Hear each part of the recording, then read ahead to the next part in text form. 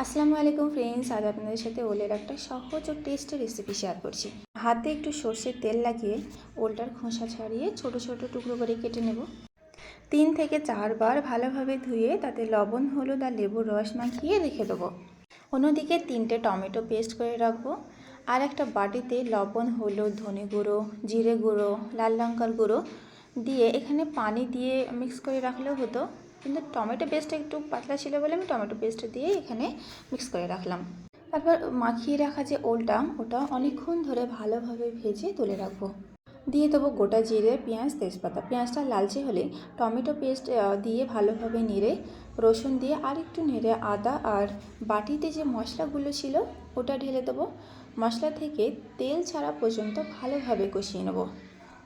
ভেজে রাখা ওলটা আর মটর দিয়ে আরেকটু ভালোভাবে কষিয়ে পরিমাণ মতো পানি ঢেলে 20 থেকে 25 মিনিট ঢেকে রাখলেই তৈরি।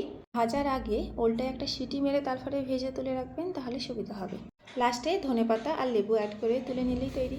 ভিডিওটা ভালো লাগলে লাইক দেন, কমেন্ট করুন। আর যদি ফেসবুক পেজ থেকে দেখে থাকেন তাহলে অবশ্যই পেজটা ফলো করে পাশে থাকবেন। আর যদি ইউটিউব থেকে দেখে থাকেন তাহলে সাবস্ক্রাইব করতে ভুলবেন না। ভিডিওটা ভালো লাগলে অবশ্যই ফ্রেন্ডসের মধ্যে শেয়ার করে দিন। সবাই ভালো থাকবেন, দেখা হচ্ছে পরের রেসিপিতে।